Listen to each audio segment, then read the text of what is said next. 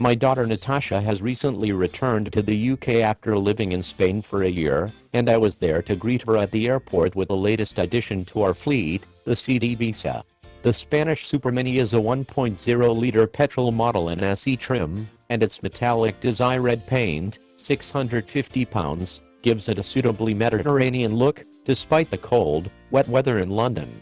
As I live in the capital, that's where the Ibiza spends most of its time. I really enjoy driving it in town, because of the precise steering, strong performance low down in the rev range and refined cabin that protects occupants from the worst of the engine and road noise. I'm also a fan of the stop-start setup, which keeps things quiet when the car isn't moving. This function, along with the handy gear change reminder on the trip computer, helps save fuel as well. We've taken the Ibiza on a few trips out of town. One long journey to Wales proved that a little seat can keep up on the motorway, although it's definitely better suited to shorter jaunts. I'm a big fan of the Ibiza's solid interior.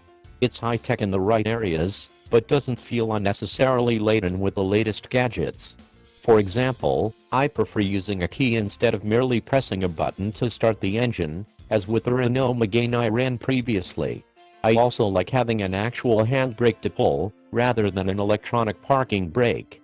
However, much as I prefer traditional controls, I appreciate the Ibiza's smart new infotainment system and interesting interior design.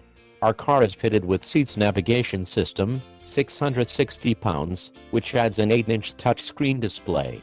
It also has full link, 150 pounds, which brings Android Auto and Apple CarPlay functionality, plus DAB radio, 145 pounds. Apart from DAB, those options are no longer available on the SE model, as SEAT has changed its trim lineup, but go for an SE Tech and you get the screen as standard, while the options can be specified at extra cost. So far, I've found the system easy to use. The screen is really clear, and connecting my phone is straightforward. The built-in sat-nav is responsive, too, handy, because I'm always forgetting to bring a cable to plug in my smartphone, which means I can't use the built-in mobile app. At least I can connect via Bluetooth to play my music through the stereo. Talking of which, Natasha is a big fan of the sound system. She makes sure the volume goes up very loud indeed.